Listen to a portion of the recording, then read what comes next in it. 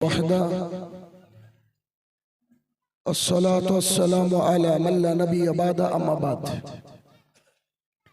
فإن خير الحديث كتاب الله وخير الهدي هدي محمد صلى الله عليه وسلم وشر الأمور محدثاتها وكل محدثة بدعة وكل بدعة ضلالة وكل ضلالة في النار فأعوذ بالله من الشيطان الرجيم يا أيها الذين آمنوا أطيعوا الله وأطيعوا الرسول ولا تبطلوا أعمالكم.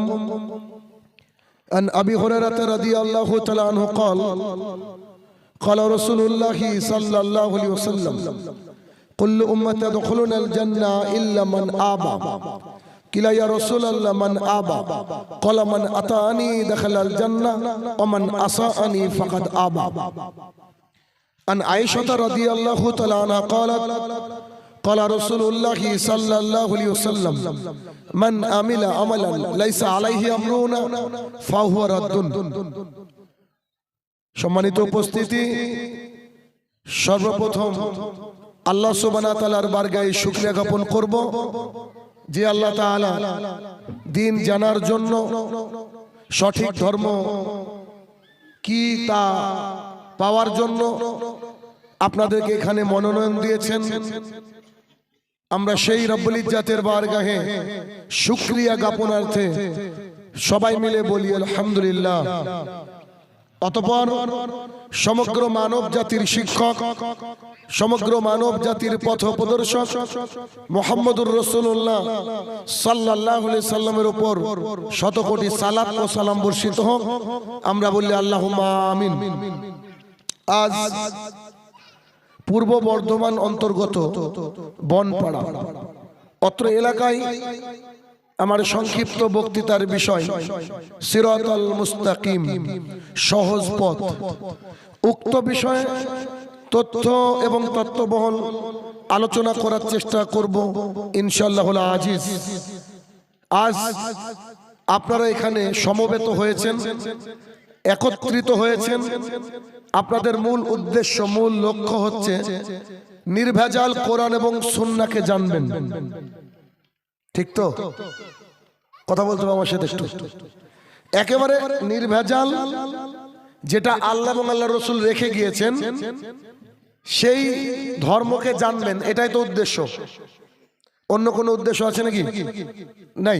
আচ্ছা, যেহেতু এটা তাবলীগি জালসা, শুধুমাত্র আমার কিছু যুবক ভাইয়েরা এটা আয়োজন করেছেন যাতে মানুষকে দিন শেখানো যায় এই লক্ষ্যে, অন্য দ্বিতীয় কোনো উদ্দেশ্য নাই। অনেক জলসা এমন থাকে, মাহফিল এমন থাকে যেখানে আদায়ী একজন বক্তা থাকে, টাকা পয়সা তুলে, সেখানে কিন্তু দিন ধর্ম তো শেখা যায় না। মানে তাদের টার্গেটই থাকে how to collect money from the public, মানে পাবলিকের কাছ থেকে কি করে টাকা বের করতে হবে, এটাই টার্গেট থাকে। কিন্তু আজকের উদ্দেশ্য কি তাই? একেবারে ভিন্ন। আর আমি এই ধরনের মাজলিস বেশি পছন্দ করি। আলহামদুলিল্লাহ, যেখানে যাই হাজার হাজার লোক থাকে, কোথাও লাখও ছাড়িয়ে যায়, কিন্তু শান্তির জায়গা ওইটাই যেখানে মানুষ দিন ধর্ম জানার জন্য আসে, যেখানে আশেপাশে কোনো দোকানপাট থাকবে না, যেখানে বাড়ির সবাই মিলে খাওয়া দাওয়া সব কিছু ক্লোজ করে দিয়ে বা খাওয়া দাওয়া কমপ্লিট করে সালাত শেষ করে এসে দিন এবং ধর্মকে জানবে। অল্প সময়ে জানার পরে তারা বাড়িতে যাবে, শুয়ে পড়বে, সুন্দর করে উঠে ফজরের সালাত আদায় করবে। এইটা হচ্ছে তরিকা হওয়া উচিত।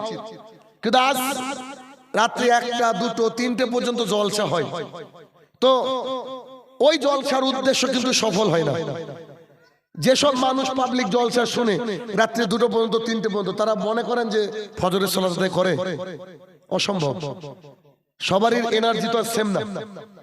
কালকে আমি ছিলাম দিনাজপুর, উত্তর দিনাজপুর করণদিঘি।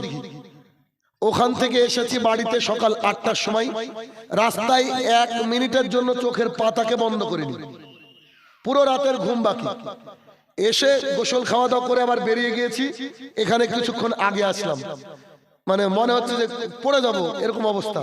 তারপরে দিন ধর্মের জন্য এটুকু কাজ করি ভাই, এটুকু কাজ করি যে না জানি না কতদিন বাঁচবো আল্লাহর জমিনে, যতদিন বাঁচবো সঠিক দিন ধর্ম মানুষকে দিতে হবে। কেননা আল্লাহর জমিনে সঠিক দিন ধর্মের অভাব চরম। প্রমাণ নেবেন? দেখা আপনাকে আজকে যখন আসছিলাম আপনাদের এখানে, যারা আমার সাথে ফেসবুকে কানেক্টেড আছেন তারা জানেন আমার ড্রাইভার বলছে যে সালাত আদায় করতে হবে আসরের। তাই আমি বললাম আমি তো মসজিদ জানি না কোথায় আছে। তো বললো আমি একটা মসজিদ চিনি। তো সে গাড়িটা থামিয়ে দিল একটা মসজিদের সামনে। আমরা গিয়ে সালাত আদায় করব, তখন ও বলছে আমি বাথরুম থেকে আসি, আমার তো অজু থাকে, অজু আছে। তো বললে ঠিক আছে। ও অজু করতে গেল, আমি ঘুরে দেখছি বাইরে এক বাবার দরবার, বুঝতে পেরেছেন না, মাজার। তো আমি ভাবলাম যে কোন একটা মাজার যখন মানুষকে দেখায় মাজারে কি হয়, বিশাল একটা গাছ, কয়েকটা গাছ, মাঝে একটা কবর চাদর দিয়ে ঢাকা, আর গাছের গুড়ির কিছু অংশ এরকম রং বেরঙের আপনার এ দিয়ে কাপড় দিয়ে পেঁচানো। তা আমি ভেতরে ঢুকে ঢুকে লাইভ করলাম যে বিশ্ববাসী দেখুক।